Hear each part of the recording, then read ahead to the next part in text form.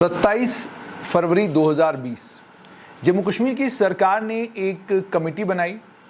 उस कमेटी को ये मैंडेट दिया कि आप रहबरे ज़राअत, रहबरे जंगलात, रहबरे खेल के तहत जितने भी लोग लगाए गए हैं, आप ये देखेंगे कि इनको किस तरीके से लगाया गया है, किन किन लोगों को लगाया गया है। दूसरा ये कहा गया कि लगाने के बाद जो उनके मसले मसाइल हैं वो भी आप उनसे पूछेंगे, वो भी आप उनसे मालूम करेंगे और ये भी मालूम करेंगे कि फाइनेंशियल इम्प्लीकेशन यानी इससे जम्मू कश्मीर के ख़जाने के ऊपर माली बोझ कितना पड़ेगा वो भी आप मालूम करेंगे। और उसके बाद ये भी आप हमें बताएंगे कि अगर हम इन्हें एंगेज करते हैं रेगुलर ऑर्गेनाइजेशन स्ट्रक्चर में, उन डिपार्टमेंट्स में जहां पर ये काम करते हैं, तो उसका असर डिपार्टमेंट के ऊपर क्या पड़ेगा। उसके बाद इन स्कीमों से जुड़ा हुआ कोई और मामला होगा, उसको भी आप देखेंगे। और उसके बाद आप हमें एक कॉम्प्रहेंसिव अप्रोच बताएंगे कि इन एंगेजमेंट्स को लेकर, इन नौकरियों को लेकर, इन लोगों को जिनको एंगेज किया गया, इनको लेकर हमें आगे क्या लाए अमल अपनाना है। इसमें एक लाइन और ऐड कर दी गई थी कि नेहरू युवा केंद्र ने नेशनल यूथ कॉर्प्स की स्कीम के तहत जिन लोगों को लगाया गया है उन एंगेजमेंट्स को भी आप एग्जामिन करेंगे। एग्जामिन का मतलब हो गया कि आप मालूम करेंगे कि उन्हें किस तरीके से एंगेज किया गया है। लेकिन अगर मैं इस कमेटी की बात करूं तो इस कमेटी का असल मैंडेट था रहबरे ज़राअत, रहबरे जंगलात, रहबरे खेल के तहत जिन लोगों को एंगेज किया गया है उन लोगों को लेकर सरकार को आगे पॉलिसी क्या मुरत्तब करनी चाहिए और आगे उन लोगों को, इन तमाम नौजवानों को लेकर जो इन अलग अलग स्कीमों के तहत लगाए गए हैं, इनको लेकर सरकार क्या कर सकती है। इन तमाम नौजवानों की मांग लंबे वक्त से ये रही है, रेगुलराइजेशन की मांग है, तनख्वाहें जो इनको मिल रही हैं उन तनख्वाहों को इंक्रीज करने की मांग है, और भी कई मांगे हैं इन तमाम नौजवानों की। इन्हीं चीज़ों को ध्यान में रखते हुए कमेटी बनाई गई थी। अब 19 मई 2022 यानी कल एक ऑर्डर निकलता है। इस ऑर्डर में ये कहा गया है कि जो प्रिंसिपल सेक्रेटरी हैं यूथ सर्विस स्पोर्ट्स डिपार्टमेंट के, उनको ये कहा गया कि नेशनल यूथ कॉर्प्स की जो स्कीम है वो कमेटी के सामने रखी गई। जब वो कमेटी के सामने रखी गई तो इस कमेटी ने, जिसके चेयरमैन चीफ सेक्रेटरी खुद हैं, जिसमें फाइनेंस डिपार्टमेंट के फाइनेंशियल कमिश्नर मेंबर हैं, फॉरेस्ट इकोलॉजी इन्वायरमेंट के कमिश्नर सेक्रेटरी मेंबर हैं, यूथ सर्विस स्पोर्ट्स डिपार्टमेंट के कमिश्नर सेक्रेटरी मेंबर हैं और जीएडी के सेक्रेटरी उसके मेंबर हैं, law justice and parliamentary affairs के सेक्रेटरी भी उसके मेंबर हैं। इस कमेटी ने यह रिकमेंड किया कि नेशनल यूथ कॉर्प्स स्कीम जो है वो वॉलंटरी बुनियादों पर काम कर रहे हैं। ये स्कीम जो है ये गवर्नमेंट ऑफ इंडिया के लेवल पे भी ये स्कीम चल रही है। ये स्कीम जम्मू कश्मीर में वॉलंटरी बुनियादों पर कंटिन्यू कर रहेगी और वॉलंटियर्स आज के बाद जो हैं, जो गाइडलाइंस केंद्र सरकार टाइम टू टाइम इशू करेगी उन गाइडलाइंस के ऐन मुताबिक काम करेंगे। और ये भी कहा गया जिस दिन से उनका गवर्नमेंट ऑर्डर इशू होगा उस दिन के बाद से जितनी भी गाइडलाइंस गवर्नमेंट ऑफ इंडिया की नेशनल यूथ कॉर्प्स स्कीम को लेकर आएंगी उन गाइडलाइंस के मुताबिक काम करेंगे।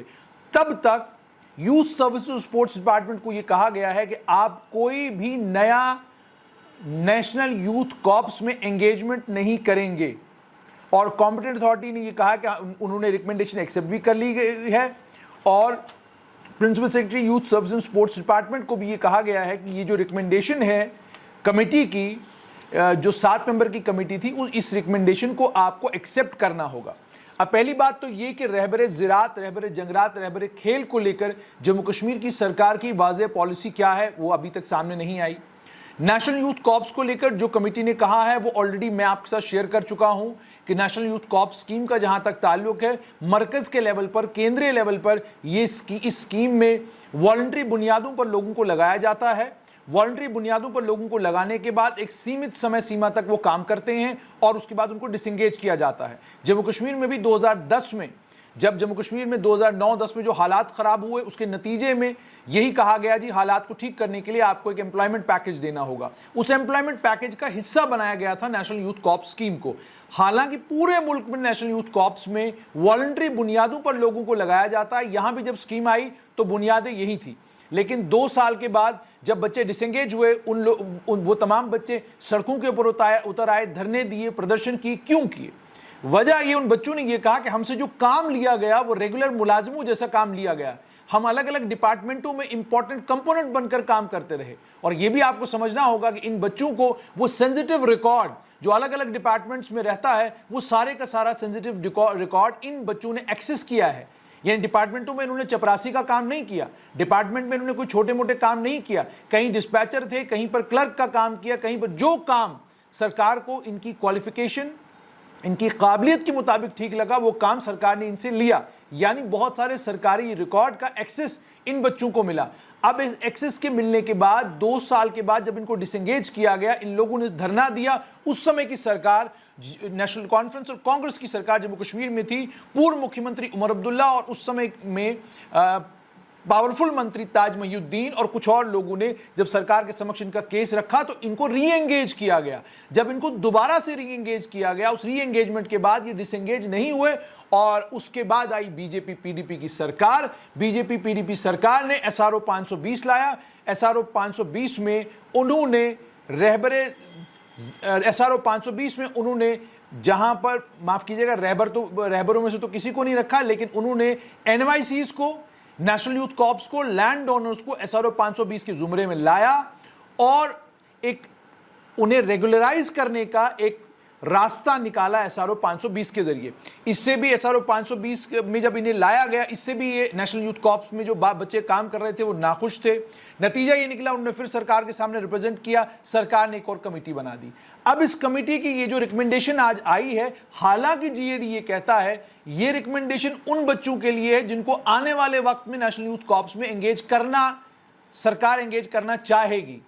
लेकिन सवाल यहां पर यह है कि आप नेशनल यूथ कॉर्प्स में जो बच्चे बचे हैं उनको एंगेज अगर करेंगे तो इस बुनियाद पर करेंगे, आपने तो कह दिया, लेकिन उन बच्चों का क्या होगा जो नेशनल यूथ कॉर्प्स में ऑलरेडी लंबे वक्त से काम कर रहे हैं।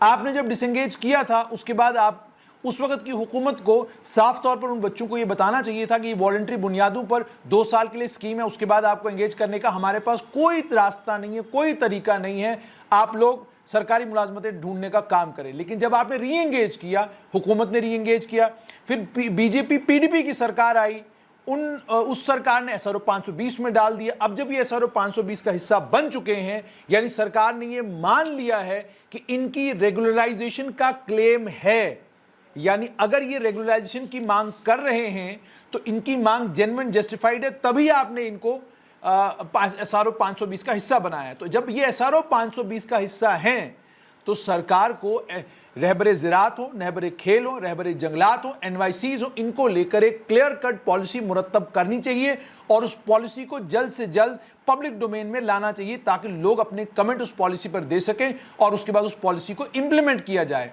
आप जितना वक्त इसमें लगाएंगे, आप जितना लंबा इसको खींचेंगे, आज नहीं तो कल आपने इन बच्चों को रेगुलराइज करना है, क्योंकि जम्मू कश्मीर में प्रथा यही है। तो इस प्रथा अगर इसको कंटिन्यू रखना है, उन्हें रेगुलराइज करना है, तो फिर विलंब और देर करने की जरूरत नहीं। और दूसरा ये कि जो एनवाईसीज को लेकर ये ऑर्डर निकला है, इसे लेकर भी जम्मू कश्मीर की सरकार को क्लैरिटी के साथ ये बताना चाहिए कि क्या ये ऑर्डर केवल मात्र उन बच्चों के लिए है जो ऑलरेडी एंगेज हैं, या ये ऑर्डर उन बच्चों के लिए है जो एंगेज नहीं हुए हैं और उनको एंगेज करना है। अगर ऐसा है तो फिर क्या आपने ये जो कमेटी की ऑब्जर्वेशन है ये सिर्फ नेशनल यूथ कॉर्प्स तक महदूद है?